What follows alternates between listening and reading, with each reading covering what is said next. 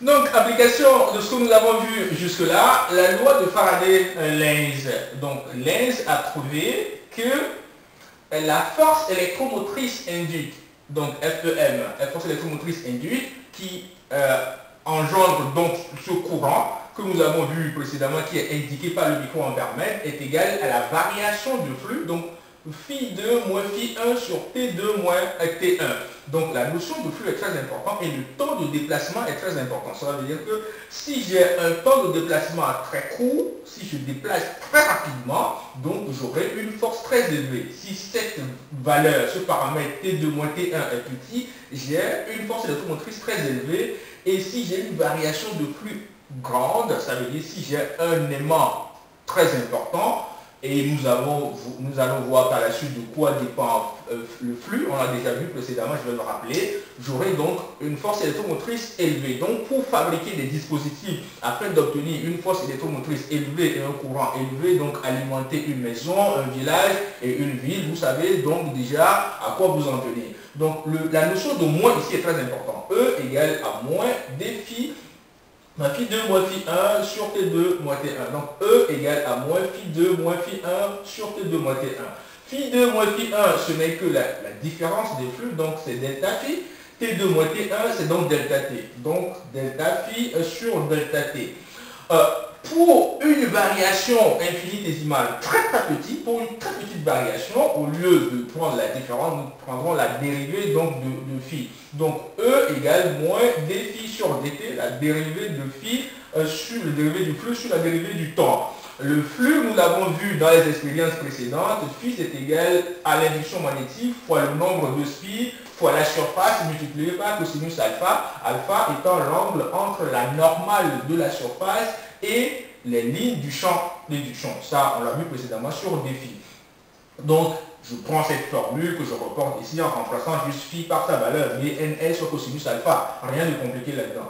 L'induction magnétique, le champ étant constant, donc est constant, le nombre de spires est fixe, S est fixe, la seule variable ici, c'est cosinus de l'angle alpha. Donc la constante, je le mets en dehors de la parenthèse, donc E égale à moins BNS multiplié par la dérivée de cosinus alpha sur la dérivée du temps.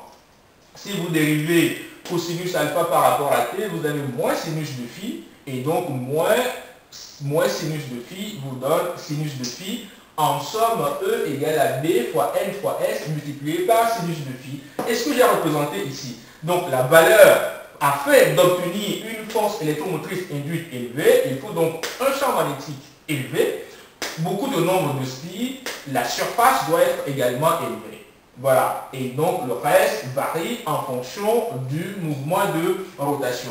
Donc la valeur maximum que peut prendre E, c'est quand le sinus de l'angle alpha est égal à 1, donc j'ai E qui est égal à Bn fois S, la plus petite valeur, vous avez vu que le déplacement de l'aiguille se fait dans le sens positif comme dans le sens négatif, donc j'ai la valeur maxi qui est BNS, ici j'ai moins BNS, j'ai donc une fonction sinusoïdale, j'ai donc un courant qui part de 0, qui augmente dans le cadre de la rotation, donc j'ai une surface qui se déplace, qui augmente en fait, et qui prend sa valeur maximum quand alpha est égal à pi demi, et donc qui descend, et qui s'annule quand alpha est égal à pi, et qui prend la plus petite valeur à 3pi sur 2 et qui s'annule également quand je termine mon cycle, c'est-à-dire la période, j'arrive à 2pi. Donc je fais une rotation complète. Voilà, ceci met fin en fait à cette notion théorique qui vous permet en fait de quantifier, de fabriquer vous-même un peu partout en Afrique du matériel afin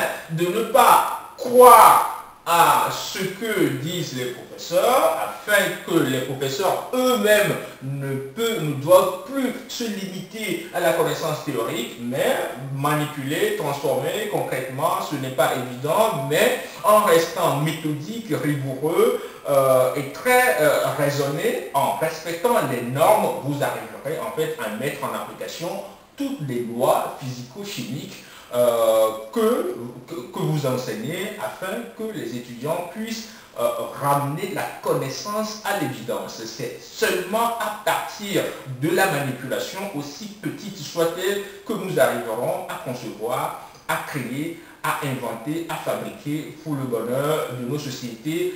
Et c'est par cette méthode d'enseignement que nous arriverons à créer notre propre emploi. Quand nous sortirons de l'école, on peut se regrouper à 2 à 3 pour monter une petite société et c'est ça la base du développement. Je vous remercie.